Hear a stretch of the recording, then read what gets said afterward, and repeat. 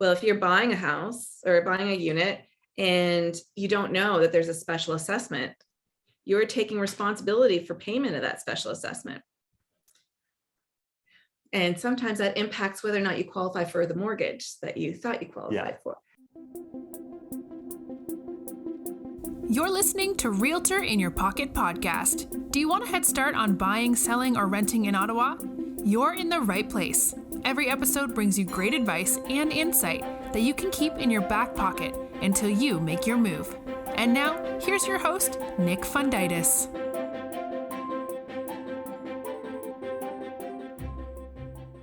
This is Realtor in Your Pocket podcast. My name is Nick Fundytus, and I'm joined on the program today with Cecilia Perdigao, who is part of my team's extended team. She doesn't actually work for us, but we're very lucky that she will work with us. I trust her to refer our clients to who are buying or selling. And today, Cecilia and I are going to talk about status certificates for condominiums. So what are they? And what can they tell you about a property you're considering purchasing? So first of all, Cecilia, thank you for coming on. It's been a pleasure. Thanks for inviting me. In brief, what's a status certificate? A status certificate is a legal document that provides a lot of information about a condominium unit. So when people are thinking about buying a property, they should get to know the rules that property comes with. So a status certificate has a specific structure, and it will give a lot of very relevant information, not only to someone buying a property, but to somebody who plans on living in the property, because there are rules and declarations, but there's also financial pieces of a status certificate that's really important before you buy, because everything else kind of flows from that. Right. And as a lawyer, part of your role here is to help protect the client's interests and make sure that they're not running into the minefields, the things that might be hiding in a status certificate. So do all properties have one? For example, like if I go buy a freehold house in Beacon Hill, does it have a status certificate? So no, not every property has a status certificate. A status certificate does apply to condominium properties. So sometimes people think condos are like apartment style housing, but there are townhouse condominiums. There are also status certificates, similar documents for freehold properties where there is an owners association. So basically, anytime you have a property where there is annual or monthly or any kind of ongoing financial obligations for a shared space, then there should be a status certificate requested. Okay, that makes perfect sense. So if I'm a buyer, if I'm looking to purchase a home, how do I get one? And when should I arrange to get one in the purchase process? So when should you get it? The day before you wanted it. Generally speaking, when a real estate lawyer on a purchaser side gets an agreement of purchase and sale, oftentimes it was conditional upon review of a status certificate. And as soon as we would receive the agreement, we would order the status certificate right away, because everybody wants short conditional periods, which we understand. Except a status certificate, the obligation of the property manager to provide it is within 10 days of the request.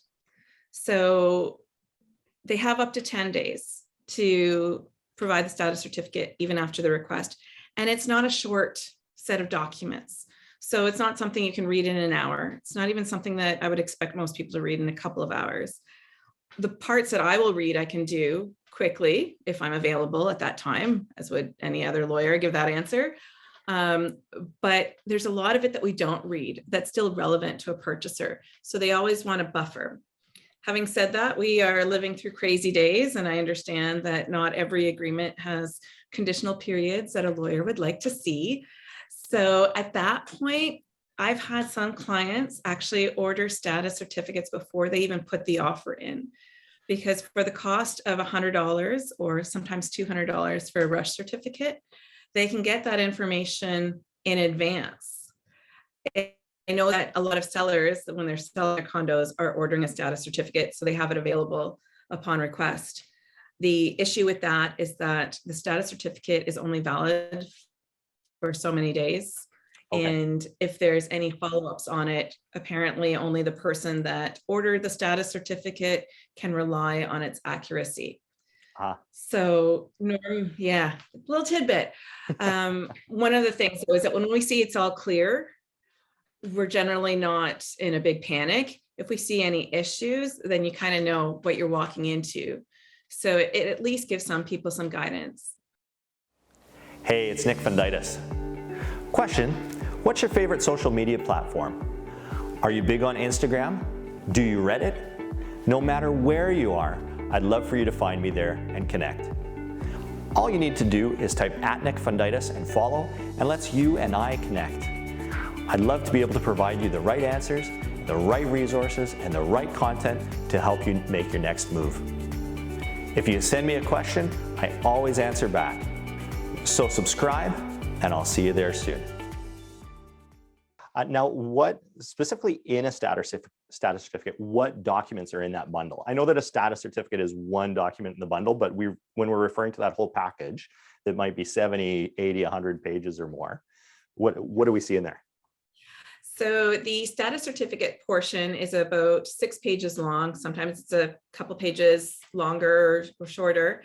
That's the one that I'm going to focus most of my attention to. Another document that I will focus attention to is something called the Form 15. It's a notice that talks about increases to the monthly condo fees. And then there's also a certificate of insurance document. I'm going to pay attention to that too, because I'm going to want to see that there is sufficient insurance and that insurance is in place well after the closing date. So those are the 3 that I focus my attention on, but that doesn't take away from the importance of all of the other documents, which is the condo declaration, all of the bylaws, all of those documents. It's worth it for a purchaser to skim it. I understand they're not going to read it, but they should skim it because they will be filled with a lot of legalese. But the things that are relevant to their lifestyle they will red flag themselves when they read through it. Like, I have a pet. Oh, you're going to see the word pet. Like, it's just one of those natural things. They also have their financial information in there. So their audits, their budgets, things about the reserve fund will be in there. They'll have their new homeowner setup documents, like welcome to the community. Here's our rules about guest parking, things like that. So again, very relevant to a person that's going to be there, not so relevant for us and the professional element of it, because we're like, it is what it is. But so there's kind of 2 things that we're weighing on. A purchaser should be skimming those other documents for sure, just so that way they have a clear idea of what it is that they're walking into, while I'm going to be more focused on very specific items that are red flags from an actual real estate transaction point of view. Okay, great. And then what are from the purchaser side, what are the most important things that this bundle tells us? Now, you've touched on these, but what are really the main things that, if you were to sum it up, the status certificate tells us? So one of the things that I've noticed that's been coming up a lot is sometimes people are like, okay, well, this unit comes with 2 parking spaces. My question is, who says? Show me. Because the status certificate will actually tell you. So some condominiums, the parking space is assigned and you actually own it. Some of them are assigned and it's through the status certificate that you see which one's yours. Other ones are through the land registry system where you actually own a separate piece of the condominium, which is the parking space or the locker, things like that. Those are very relevant pieces of information that a lot of buyers are looking for, especially if they expect 2 parking spaces or they expect a specific parking space in the building for whatever reason. I've had somebody have that issue. They wanted it to be close to the door, what have you, and turns out that wasn't. It was just neighbors had swapped parking spots. Yeah, I bet they were thrilled about that too when they learned that. Fun times. It's also really important because it will tell you exactly how much the condo fees are per month, whether or not the condo fees are in arrears. That's important to know because it's also a red flag. If somebody's in arrears, then it's going to trigger I need to be more careful as to what's going on with this unit itself, because if someone is paying their condo fees, then what else are they letting slide? Right. Now, in layperson's term, what does it mean if a condo fees are in arrears? In arrears means they haven't been paying their bills on time. Great. So most condo fees are due on the first day of the month, just like rent would be due. Yeah. And if someone is 3 months late, then the condo can actually be starting proceedings, just like a bank would for not paying your mortgage, to repossess or register a lien. And once a lien is registered, it's very costly to get it removed. So those are the kinds of things you definitely want to know before committing to buying a place, because you don't want to invest somebody else's financial problems. Another thing that they talk about is special assessments. So, and that's a word that buyers hear about all the time. Especially in the high rises, there's elevators. Elevators don't cheap. They need to be, they are expensive often, and sometimes they're not. But it's going to be, something has happened and we didn't budget for this. And when we think about, a condominium is owned by all of the owners in it. So we all pool our money together to fix things. It doesn't have to be in your unit. It's part of the building. The exterior windows all had to be replaced, or the foundation needed to be repaired, or the roof needed to be replaced, or we redid the carpeting in all of the hallways. Those different things can cause a special assessment to be issued. And so a special assessment is a bill. Here comes the bill. Okay, everybody, this is how much you all owe. This is how much you pitch in. And oftentimes it can be broken up into different amounts. Well, if you're buying a house or buying a unit and you don't know that there's a special assessment, you're taking responsibility for payment of that special assessment. And sometimes that impacts whether or not you qualify for the mortgage that you thought you qualified for. And that could be a pretty scary scenario if you get disqualified from a mortgage by a fee like that. It is very scary. So that's another big kicker. The other red flag I'm always looking for is this condominium involved in a lawsuit? And that used to be rare, and it doesn't seem to be so rare these days. I almost feel like a clear status certificate is more rare.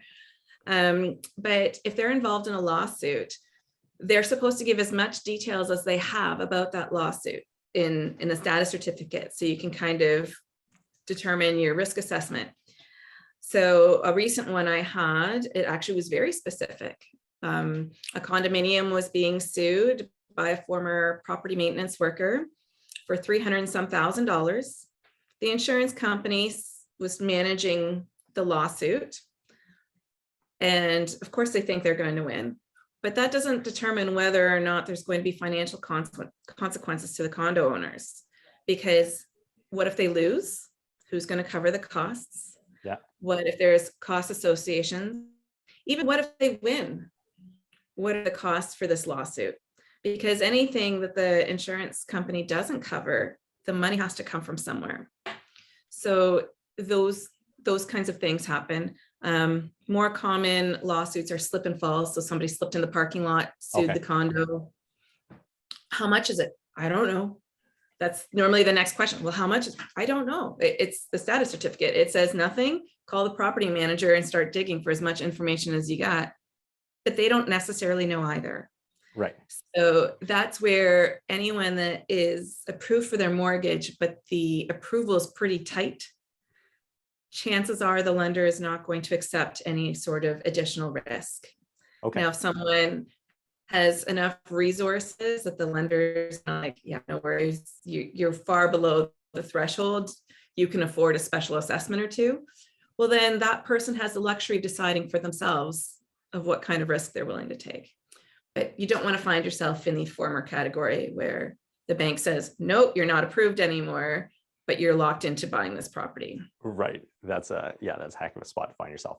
Now, that segues nicely into the next question. So what are some things that you typically find that a buyer thinks the status certificate might tell them, but the status certificate actually doesn't tell them? I would say that most often they think that the status certificate may show them a picture or a map of the condominium. So they actually know where their unit is, where their parking space is, where their locker is. And that's very rarely provided with the status certificate itself. It is something that I can order when I'm doing the title search. But normally I'm doing the title search just before closer closing. to the closing date. Yeah. So if I know that someone's doing the status certificate and it's conditional, I'll do that part of the search early. So that way people can actually look at the dimensions and then they can see, oh yes, that unit is here. And these are the actual dimensions of the unit. And then they can locate where their parking space is on a map. And I'll be honest, the maps are not the easiest things in the world to read, but they're better than nothing. Sure. And it has actually been a source of litigation in Toronto where people think, well, my unit is this, when it wasn't. And it's often important to verify which property are you actually buying. Like when you're buying a house on a street, you know what house, the street, like it's got its municipal address, you show up, there's a driveway, there's the house. Yeah. But in a condominium, you may know it as a unit number. I'm describing it as its legal unit number, and they don't always. They don't have to match. Yeah. Exactly. So then sometimes people get really confused, like, but I'm unit 11. I'm like, no, you're suite 11, but you're actually unit 101, something like that. Yeah. So sometimes there's confusion about that. But the status certificate, when you actually go through all of it, it does tell you a lot more information than most people are even looking for. So there isn't a lot, I think, that isn't included in there. Great.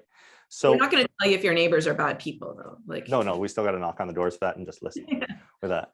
So if I'm hearing this correctly, and I was summing this up to a new client, then I would say that, would I be correct to say that a status certificate is a bundle of different documents that's provided by the condominium corporation, and ideally it's great to have these in advance of a firm offer, so that your lawyer, so you can review these, and it will give you an idea of things like the buyer and the lawyer, ideas of things like the rules and the bylaws, red flags such as special assessments, lawsuits, and other sort of impediments to either purchasing it or impediments to the buyer's enjoyment of it, or verifying that they're buying what they think they're buying, basically.